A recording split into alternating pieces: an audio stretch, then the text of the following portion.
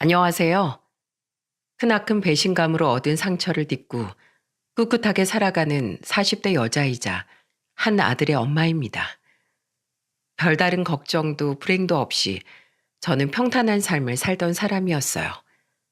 그런 제가 세상에 정말 이런 일이 있단 말이야?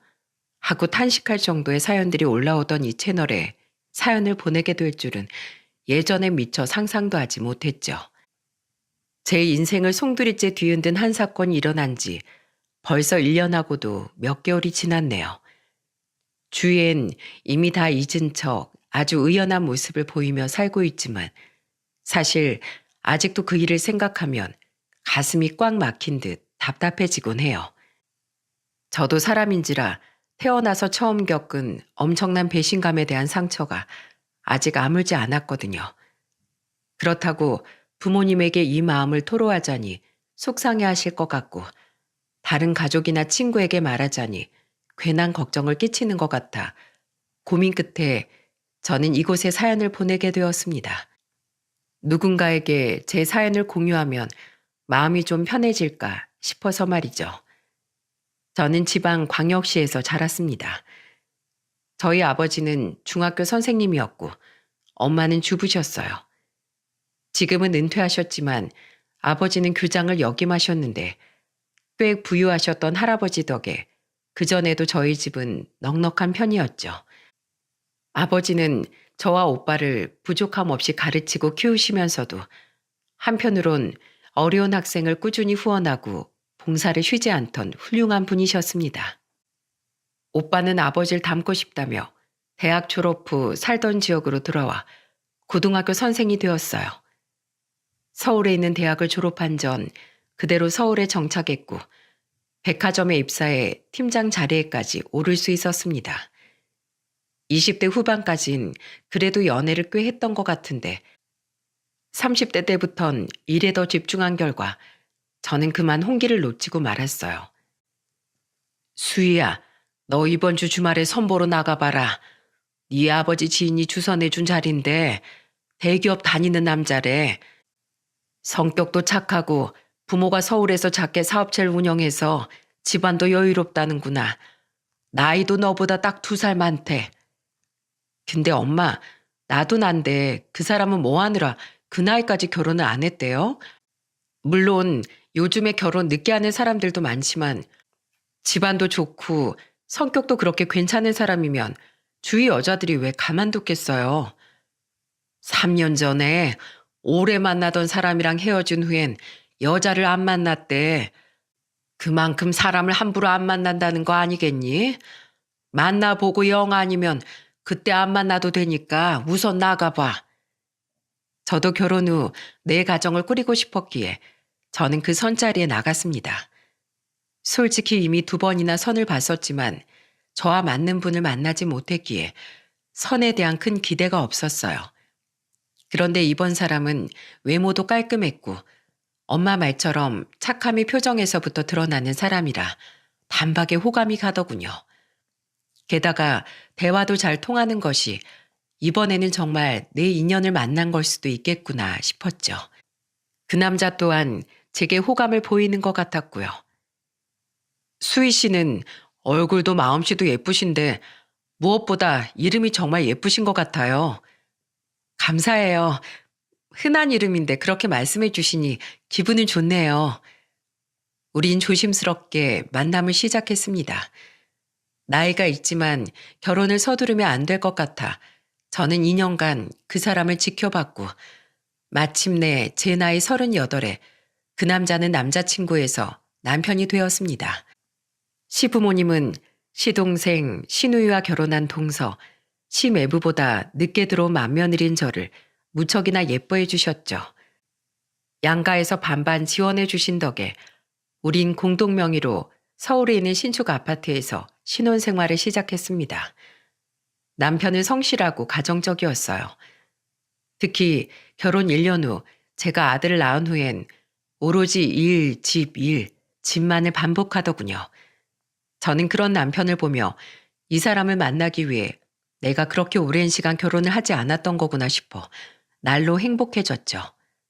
그러다 아들의 돌이 지나고 얼마 되지 않은 어느 날, 저와 남편은 시어머니의 생신을 맞아 시댁에 갔다가 하룻밤을 자고 오게 되었습니다. 먼저 돌아간 시누이와 시매부와 달리 남편과 시동생의 술자리가 길어졌거든요. 미안해, 여보. 딱 1시간만 더 있다가 대리 불러서 집에 가자. 괜찮아. 일 때문에 호주에서 사는 서방님이 아주 오랜만에 한국에 오신 거잖아. 동서는 조카랑 아까 일찍 잠든 것 같으니까 나도 혜찬이랑 작은 방 가서 먼저 잘게. 당신은 서방님이랑 묵은 회포 실컷 풀고 천천히 자. 그런데 그날따라 평소엔 잘 자던 아들이 잠투정을 부리더라고요. 그렇게 방에서 1시간 반이 걸려 아들을 겨우 재워놓으니 제 목이 너무 마르더군요. 저는 애가 깰까 싶어 최대한 문고리를 소리나지 않게 돌려 살금살금 방 밖을 나왔습니다. 까치발을 들고 주방으로 향하는데 주방에서 도란도란 말소리가 들렸어요. 목소리의 주인공은 여태 술을 마시고 있던 남편과 시동생이었죠. 그리고 의도치 않게 두 사람의 대화를 들어버린 전 몰랐으면 좋았을 남편의 과거에 대해 알고 그만 상처를 받고 말았습니다. 형, 아직 형수님 모르시지? 형 전 여자친구랑 자기 이름이랑 같은 거. 형수님은 박씨고 그 여자는 윤씨인 것 빼곤 수희라는 이름은 똑같은 거 말이야. 평생 몰라야지. 알 필요도 없는 일이야. 형이 형수랑 선보러 나가기 전에 나한테 전화로 그랬잖아. 부모님이 전에도 선보라고 성하셨던 거 한 번도 안 나갔는데 그 여자랑 이름 똑같은 여자가 나온다고 해서 호기심에 나갔던 거라고. 형, 설마 그 여자 못 잊어서 이름이라도 같은 형수님이랑 결혼한 건 아니지? 내가 미쳤냐? 무슨 이름 하나 같다고 결혼을 해. 아니야, 그런 거.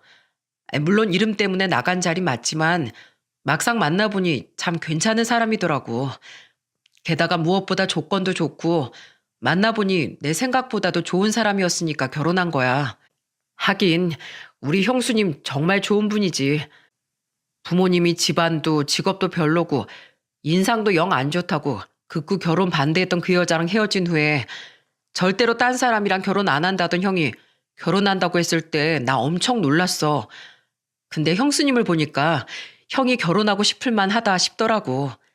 그건 그렇고 형, 요즘 부모님이랑도 잘 지내지? 어, 아무리 그 여자를 반대했다고 해도 내 부모님인데 어떻게 척을 지고 살겠어.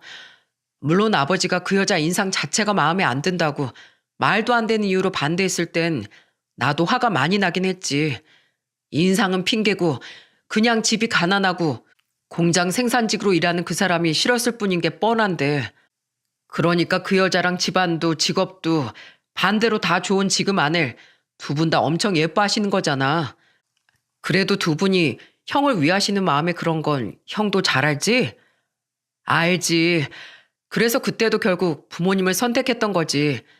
아무튼 과거는 과거고 난 지금 생활에 만족하고 있어. 좋은 아내와 눈에 넣어도 안 아플 것 같은 우리 아들. 또 날 100년 사이 대접해 주시는 장인 장모님. 우리 아내와 아들만 보면 입이 귀에 걸리시는 우리 부모님까지 모든 게 다 평화롭잖아. 나 지금 정말 행복해. 거기까지 이야기를 들은 저는 목을 축이지도 못하고 다시 조용히 방으로 들어왔습니다. 처음 들은 남편의 과거 여자 이야기는 충격적이었어요.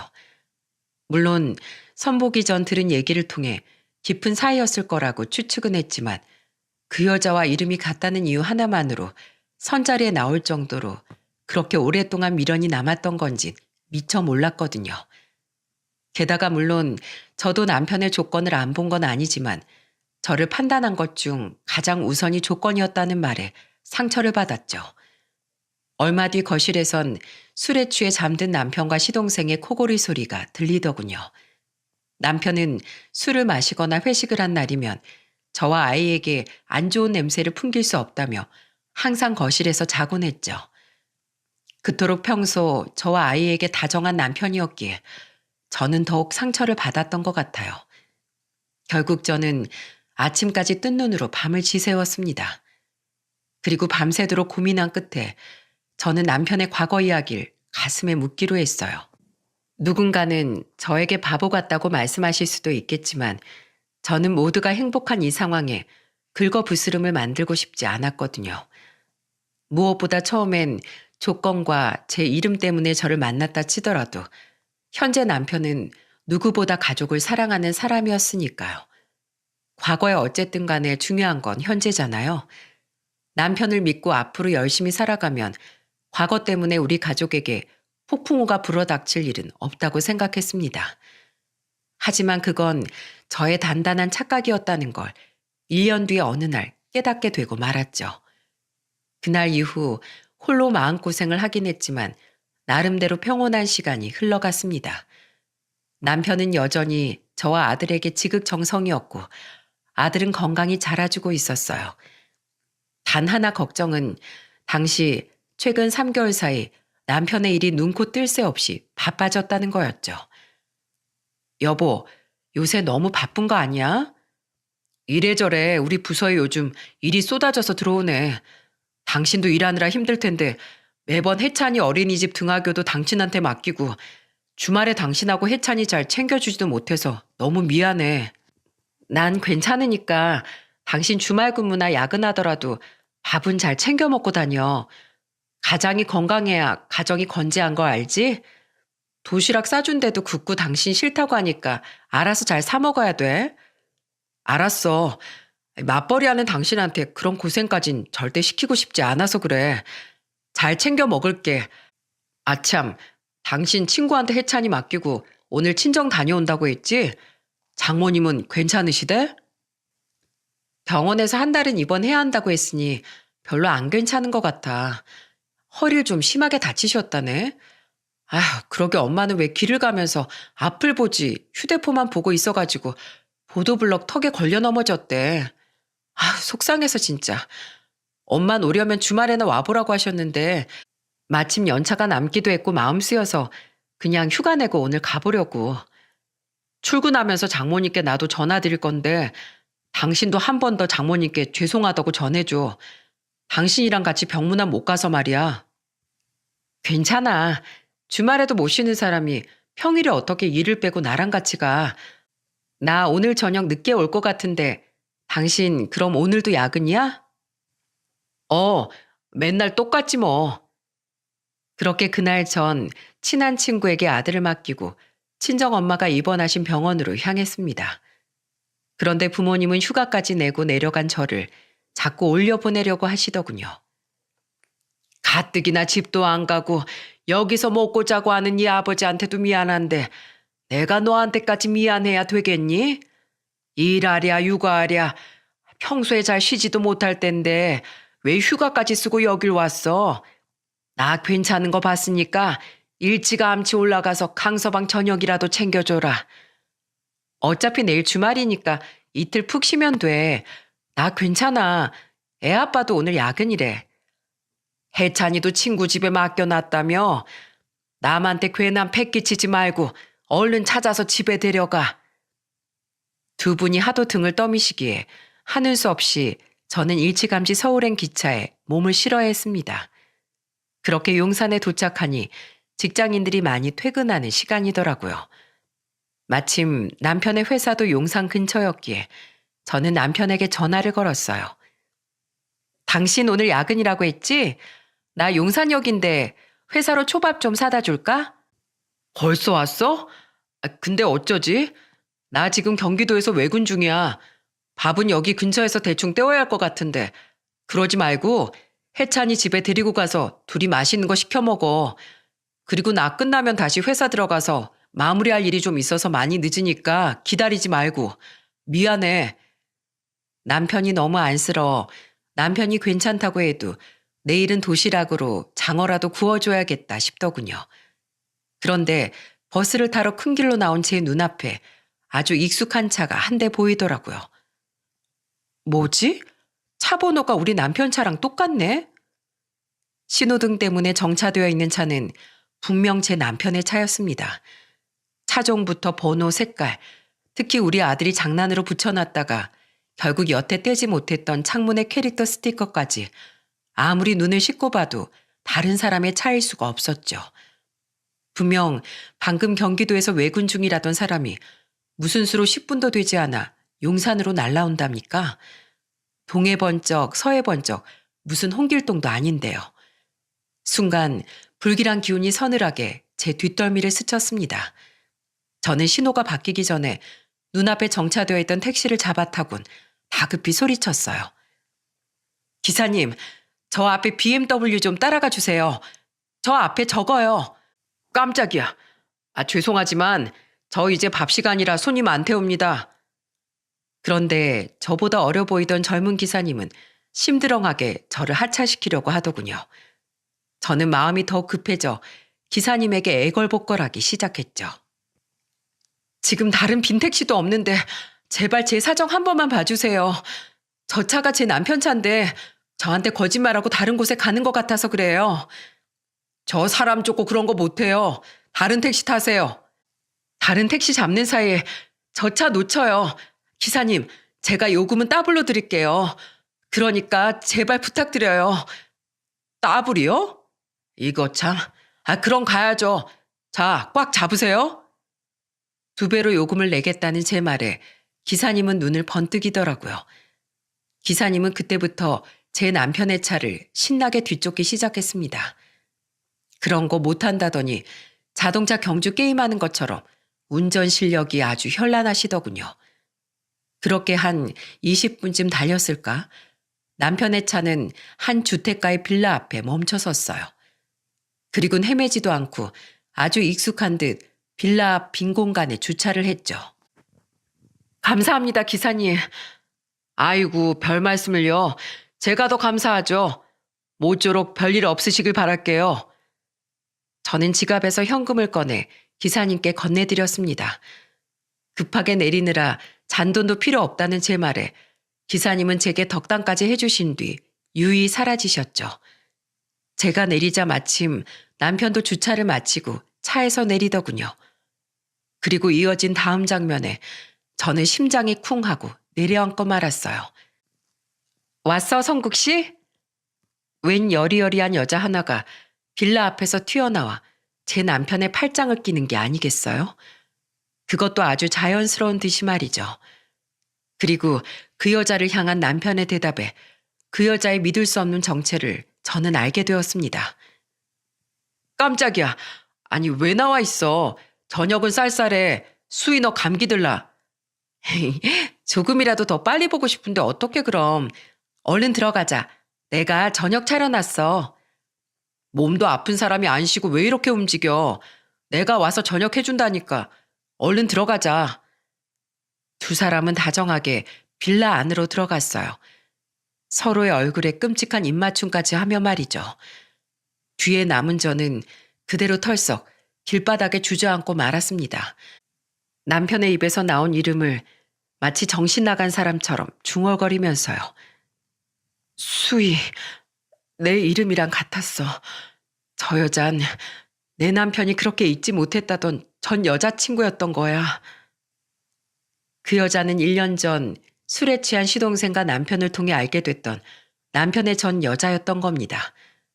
급한 대로 우선 다정하게 빌라로 들어가는 2 사람의 모습을 동영상으로 찍어 놓긴 했는데 이제 제가 다음으로 무슨 행동을 해야 할지 모르겠더군요.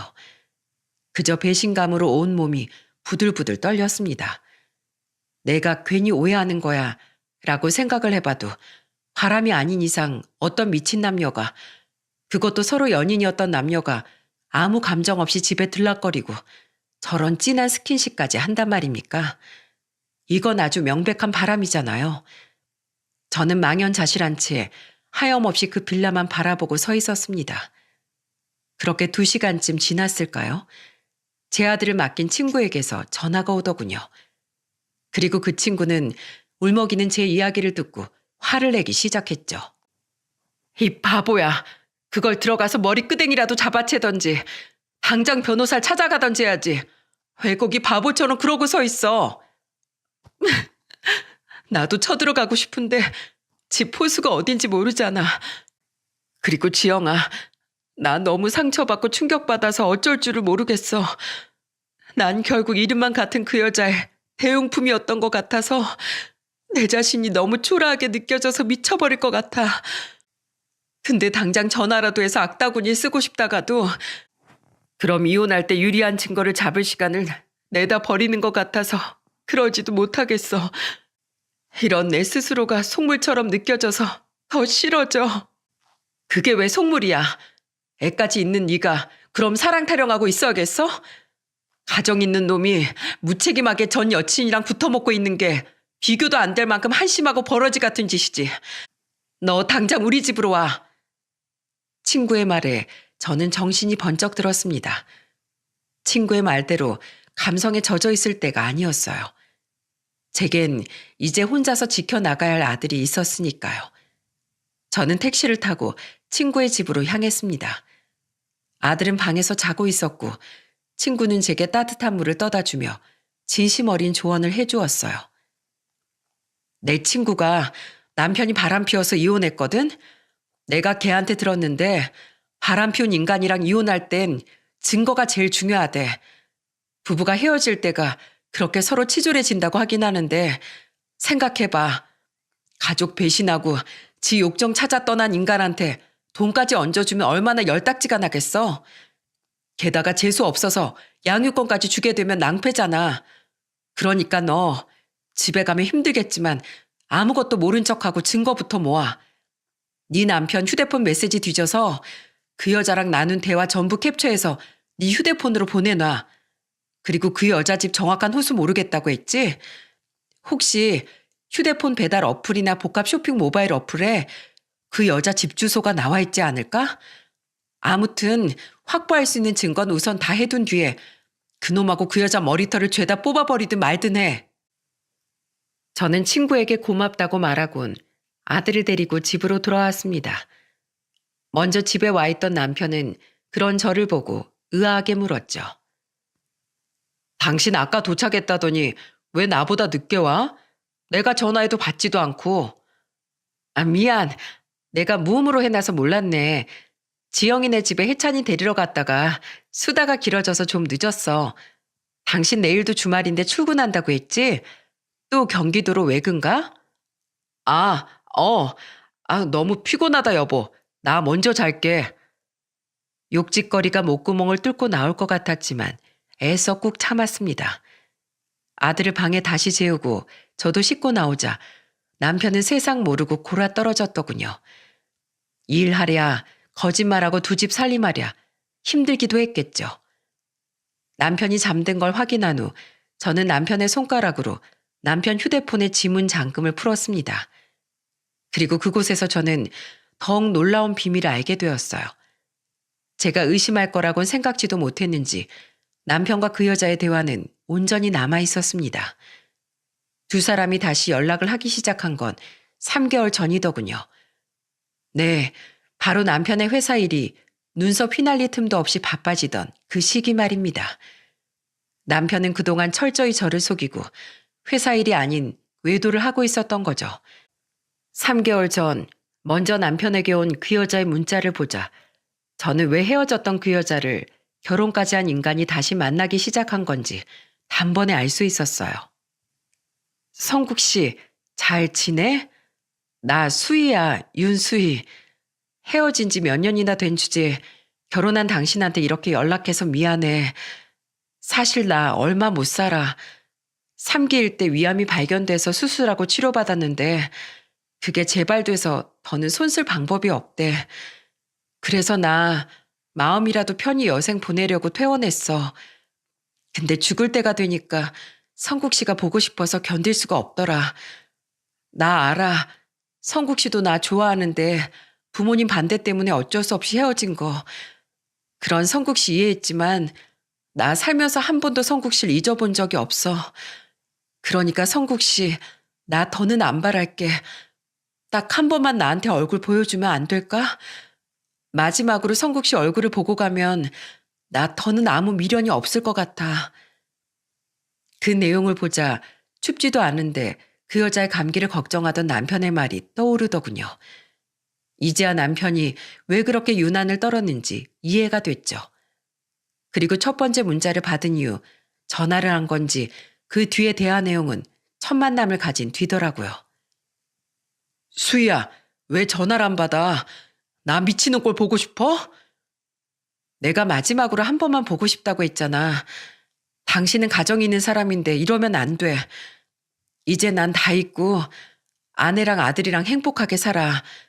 곧 죽을 내 목까지 꼭 행복하게 살아줘. 모르면 몰랐어도 네가 그렇게 힘들게 산 걸 안 이상 어떻게 나 혼자 잘 먹고 잘 살아.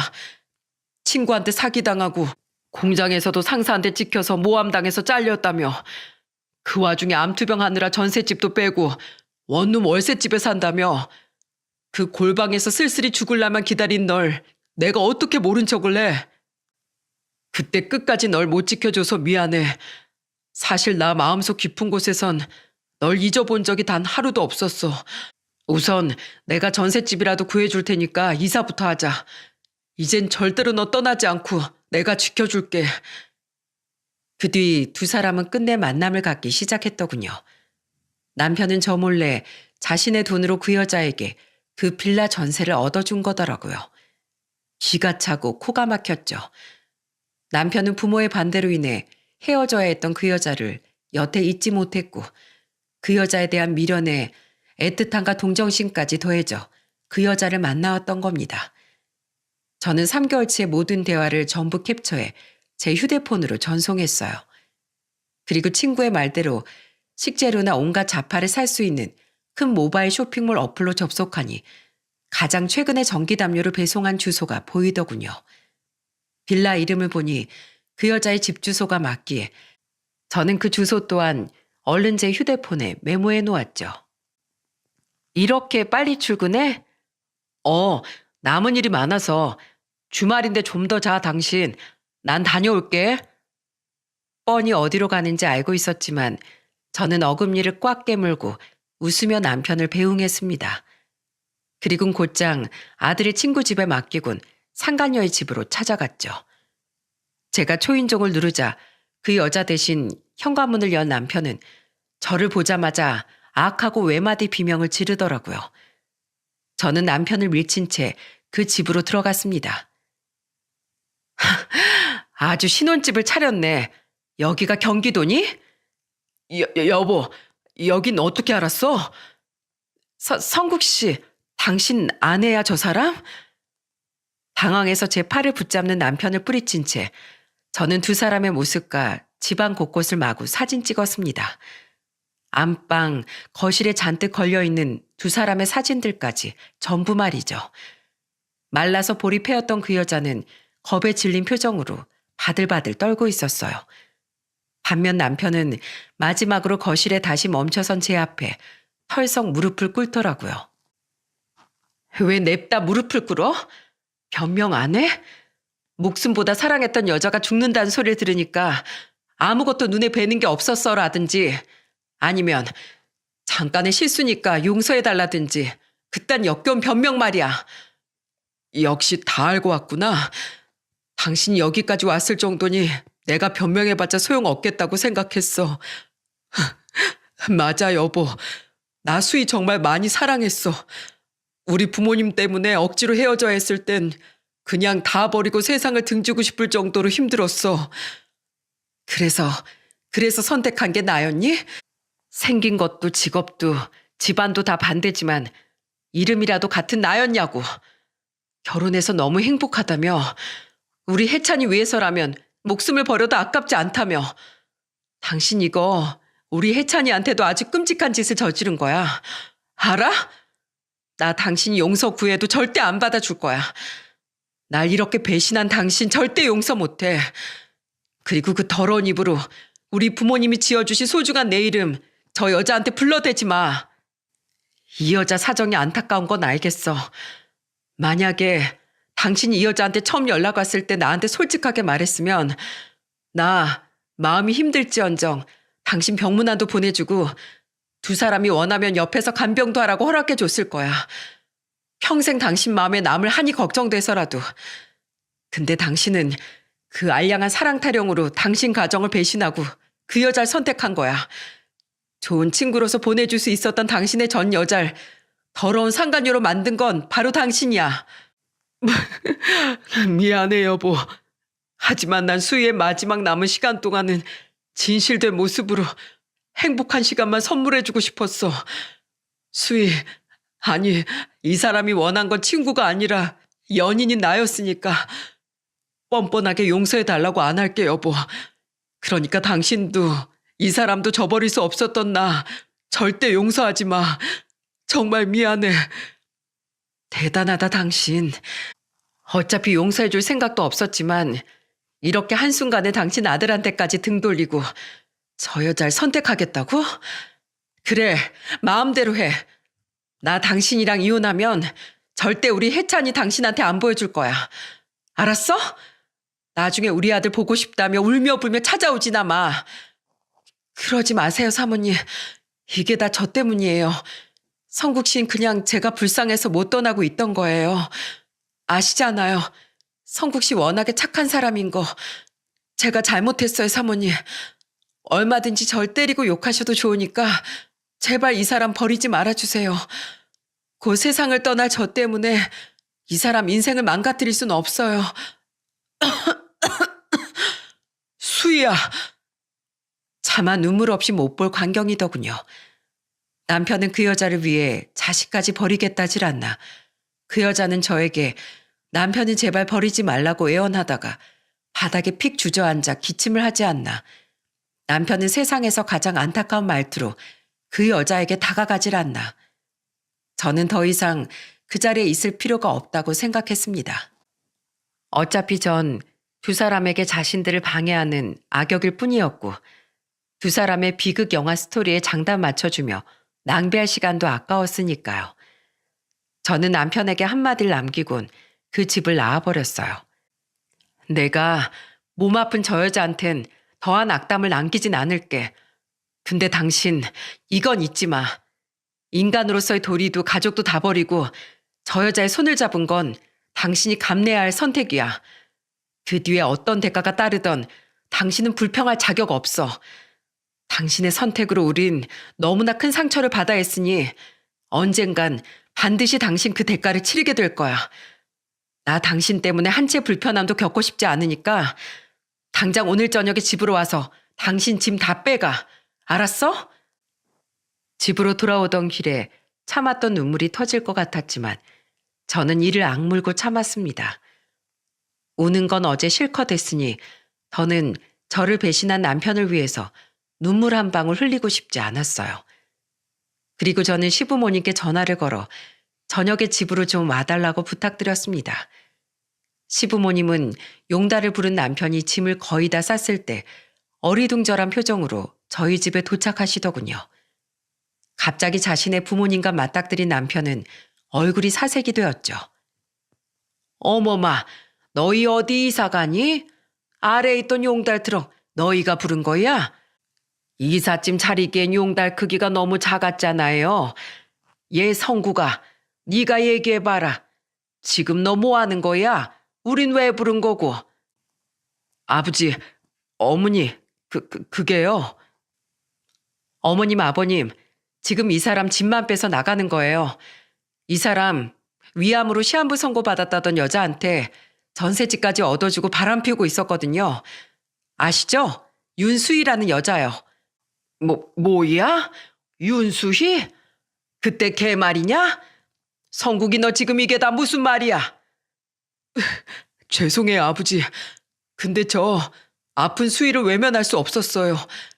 저 수희한테 남은 시간 동안 옆에 있어줄 거예요. 참으려고 했건만 열이 뻗치더군요. 저는 그대로 찬물을 떠다가 남편의 머리에 부어버렸어요. 그리곤 싸늘한 목소리로 말했죠. 이 양심 없는 인간아. 내 앞에서 내 소중한 이름으로 그 여자 불러대지 말라고 했지? 그건 마지막으로 당신이 나한테 지켜야 할 예의 아니야? 들으셨죠, 어머님, 아버님? 아픈 그 여자한테 눈이 돌아가서 이 사람 눈에 지금 아무것도 안 보여요. 평생 자기 아들도 안 보겠대요.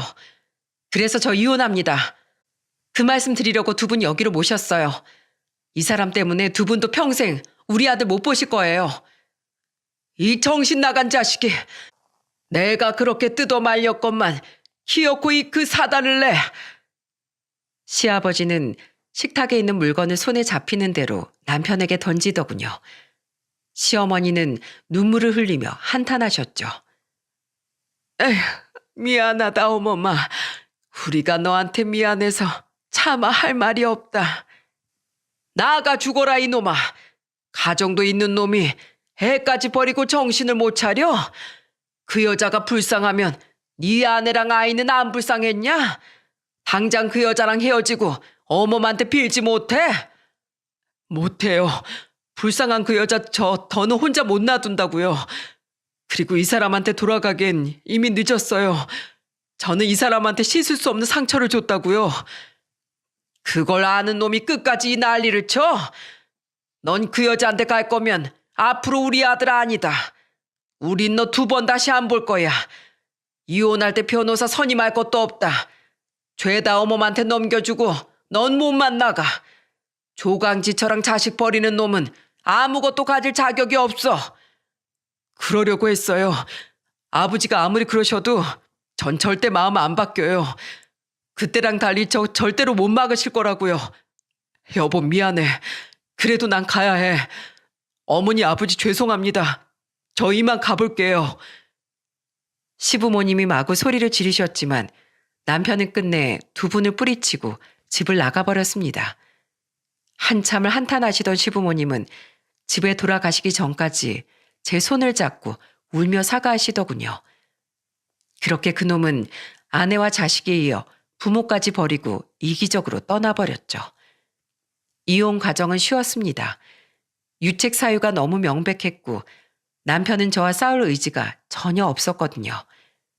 양가 부모님이 반반씩 지원해 주셨던 집은 제 명의가 되었어요. 어차피 남편이 그동안 저 몰래 그 여자의 집값에 보탠 돈만 해도 1억 5천이 넘었으니 전혀 과한 결과라고 생각지 않았죠. 남편은 양육권을 포기했고 제게 양육비를 지급하게 되었습니다. 회사 앞에 찾아가서 해찬 아빠 퇴근할 때 난동 부렸다고? 그러지 말라니까. 고소라도 당하면 어쩌려고 그랬어. 그러다가 오빠 교사 인생에 문제라도 생기면. 딱 1대 때렸어, 1대. 내가 약이 올라서 어떻게 가만히 있어? 너 그 여자한테 위자료 소송도 안 걸었다며?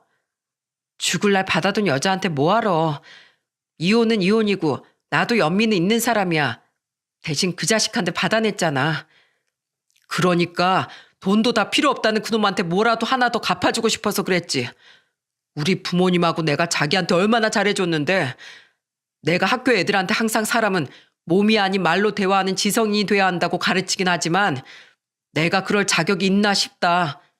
앞니를 죄다 부러뜨려 놓고 싶은 것도 겨우 참은 거야. 나쁜 자식. 고소할 테면 하라고 그래.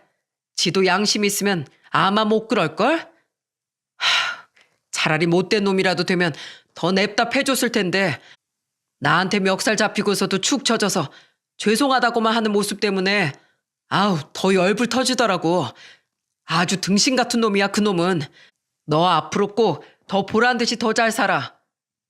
소식을 듣고 부모님은 속상함을 감추지 못하셨습니다. 친정 오빠는 그놈의 회사에 찾아가 주먹을 날리고 오기까지 했죠. 부모님은 제가 걱정되셨는지 부모님 집으로 내려오라고 말씀하시더군요. 하지만 저는 그러기가 싫었어요. 제가 왜 그놈 때문에 제 인생에 영향을 받아야 돼요? 이 좋은 직장도 나중에 우리 아들 교육에 좋은 이 동네도 다 포기하고요. 저 고개 빳빳이 들고 전보다 더 잘 살 거예요. 두고 보세요. 저는 모임으로 알게 된 남편 회사 동료의 아내로 인해 남편의 소식을 들을 수 있었어요. 이젠 전 남편으로 써야 맞겠죠. 오빠가 찾아간 일로 전 남편의 외도 소식은 회사에 파다하게 소문이 났다더군요. 전 남편은 손가락질을 받으면서도 회사를 그만두지 않았는데 회사 동료가 은근하게 물어보니 상간녀의 치료비를 대기 위해서였다고 하네요. 그 이야기를 마지막으로 더는 2 사람의 근황을 듣고 싶지도 않아 저는 그 여자와도 더는 연락을 주고받지 않았죠. 그런데 이혼이 마무리되고 1년이 훌쩍 지난 얼마 전 저는 아주 황당한 연락을 받았습니다. 전 남편과의 호적 정리가 마무리된 후 한 번도 연락한 적이 없던 시아버지께서 제게 전화를 거셨더라고요. 그리고 시아버지가 제게 전해준 소식은 쇼킹 그 자체였죠. 어머마, 잘 지내고 있니? 내가 안부를 물을 자격이나 있는지 모르겠다만 너희가 참 보고 싶구나. 저희는 잘 지내요. 두 분은 건강하세요? 이혼할 때 서방님하고 아가씨가 저한테 미안하다고 전한 이후론 두 분 소식을 저도 들은 적이 없네요. 그게 우리 속이 요즘 말이 아니구나. 내가 창피해서 어따 말도 못하고 속만 끓이고 있었는데 성국이 그놈 그렇게 연병을 떨더니 결국 뒤통수를 맞았다. 네? 그게 무슨 말씀이세요? 아버님, 지금 우세요? 내가 늙으니까 눈물이 너무 해퍼졌구나. 근데 내가 그놈만 생각하면 복장이 터져서 말이다. 그 윤수이란 여자애 시한부 선고받은 거 아니었단다. 아니, 아예 암에 걸린 적도 없었대. 네? 충격적이었어요. 그렇게 온갖 비련의 여주인공 행세는 다 하던 그 여자가 암에 걸린 적도 없다니 믿을 수가 없었죠. 시아버지는 분통이 터지는지 흐느낌을 멈추지 못하고 말씀하셨어요. 상사 모함 때문에 회사 잘렸다는 것도, 암투병이랑 사기 때문에 돈 달리고 원룸에 살았다는 것도 다 거짓말이었다는구나. 그 기집애 성국이랑 헤어진 뒤에 사치하고 남자 끼고 술 마시는 술집 알지? 거기 선수한테 돈 다 뜯겨서 빈털터리가 됐었대.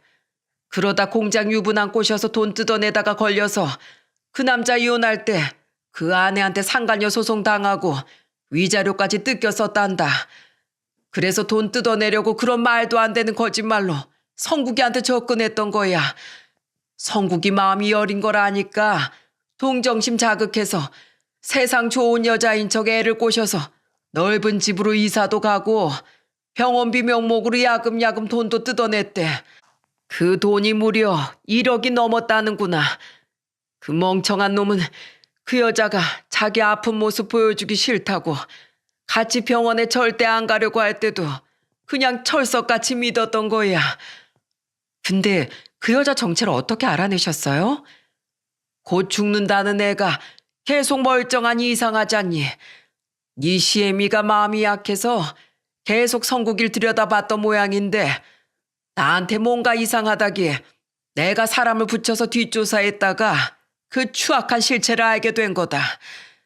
근데 낌새가 이상한 걸 눈치챘는지 그 계집애가 우리가 손쓰기도 전에 튀어버렸어.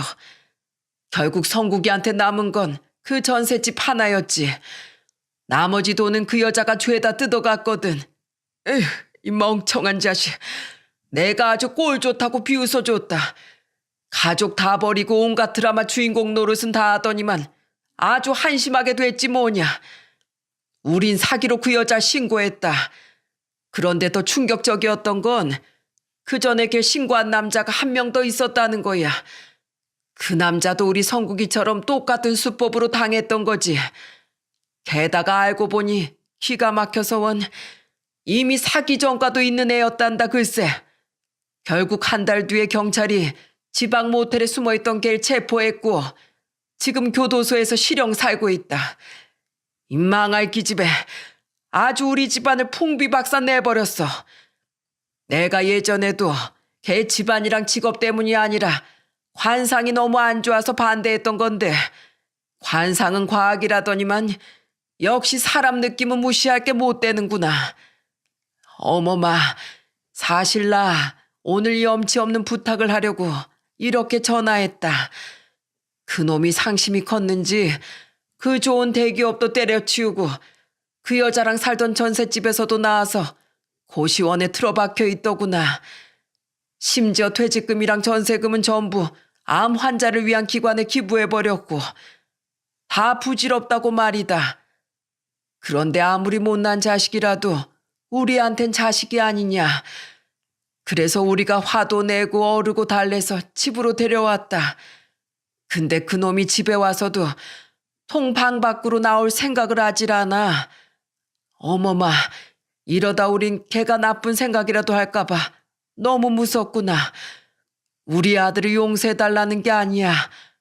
그래도 제발 널 아꼈던 우릴 봐서라도 성국이한테 해찬이라도 가끔씩만 보여주면 안 되겠니?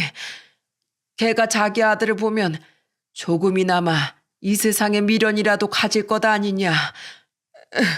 정말 미안하다 어머마. 그래도 제발 우리 아들 좀 한 번만 살려다오. 정말 놀랄 노자였습니다. 저를 배신한 대가를 치를 거라고 호언장담하긴 했지만 이런 엄청난 배신을 당한 채 인생이 망가져 있을 거라곤 상상도 하지 못했죠. 솔직히 제가 당한 배신감을 생각하면 남편에게 아들을 보여주기도 싫었어요. 하지만 어차피 법적으로 남편이 쓸 수 있는 면접 교섭권이 있었고 평소 저를 너무 아껴주셨던 시아버지의 눈물 섞인 부탁을 외면하기도 힘들더라고요. 결국 저는 시아버지를 통해 남편과 만날 약속을 잡았죠. 혜찬아, 아빠 기억나니? 아빠, 혜찬이가 아빠 열밤도 넘게 기다렸는데 왜 이제 왔어? 5살이 된 아들은 기특하게도 아빠를 기억하는지 자기 아빠 손을 꼭 잡아주더군요. 몰라보게 마른 남편은 아들을 끌어안고 한동안 펑펑 울었죠. 식사를 마치고 돌아가기 전 남편은 제게 고맙다고 인사했어요. 저는 그런 남편에게 퉁명스럽게 말했죠. 솔직히 말할게. 난 아직도 당신 얼굴 보는 거 불편하고 지금 당신이 별로 불쌍하지도 않아. 그때 내가 말했지? 당신이 직접 선택한 일에 대한 대가는 분명 치르게 될 거라고. 그 여자가 뒤통수를 쳤건 어쨌건 지금 당신한테 일어난 모든 일은 당신이 그때 가족 대신 그 여자를 선택한 일에 대한 결과일 뿐이야. 당신은 당신 선택을 감내해야 할 책임이 있어. 그러니까 그만 징징대고 당신한테 남은 가족인 어머님, 아버님 더 이상 걱정시키지 마. 당신은 최악의 남편이었지만 앞으로 살면서 최악의 아빠, 최악의 아들만은 되지 마. 겸허의 결과를 받아들이고 가족을 위해서라도 다시 일어서서 새로 시작해. 일도 구하고. 그래야 나한테 꼬박꼬박 오래도록 양육비도 줄 거 아니야. 여보, 그때 내가 정말 미안했어. 당신은 이렇게 좋은 사람인데 내가 그때 미쳐서. 그만해. 당신이 아무리 사과해도 난 이 이상 당신한테 마음 약해질 일 없으니까. 우린 딱 혜찬이 아빠 엄마로서 가끔씩만 이렇게 보는 거야. 앞으로 사과할 일 있으면 혜찬이한테나 실컷 해. 나 간다. 다음엔 그 지저분한 더벅머리 싹 밀어버리고 와. 이 만남이 바로 얼마 전의 일이었어요. 그 뒤 조금 들뜬 목소리로 제게 전화하신 시아버지는 제게 남편이 이력서를 넣기 시작했다고 말씀하시더군요. 그리곤 제게 연신 고맙다고 말씀하셨죠. 저희 부모님께도 말씀은 드려야 할 것 같아 전 남편의 일을 말씀드리니 부모님은 잘했다고 말씀하시더라고요. 자신에게 상처를 준 사람에게 기회를 주는 게 얼마나 어렵고 훌륭한 일인지 아냐며 딸을 잘 키웠다고 말씀하시는 부모님 덕에 저는 조금이나마 위안을 받을 수 있었답니다. 앞으로 저는 아들 때문에 전 남편을 가끔 마주쳐야겠지만 못 박은 것처럼 전 남편과 그 이상은 어떠한 교류도 할 생각이 없습니다. 저에게 배우자로서의 모든 신뢰를 잃은 전 남편은 우리 아들 아빠 그 이상도 이하도 아니니까요. 여러분, 저는 비록 결혼에 실패했지만 그때 남편을 만난 걸 지금은 후회하지 않아요. 물론 사랑하는 우리 아들의 존재 때문이기도 하지만 남편이 자신의 잘못된 선택을 감수하고 살아야 하듯 저 또한 그때 남편을 선택한 결과를 겸허히 받아들일 책임이 있으니까요. 저는 지난 제 선택을 후회하는 대신 앞으로는 엄마로서의 인생에 집중해 살아갈 거예요. 다만 저도 전 남편도 또한 제 사연을 들어주신 여러분도 한 번의 엄청난 실수가 자신의 인생을 송두리째 망가뜨릴 수 있다는 무서운 사실 하나만은 항상 잊지 않고 살아갔으면 좋겠습니다. 긴 제 사연을 들어주셔서 진심으로 감사드립니다. 모두 새해 복 많이 받으세요.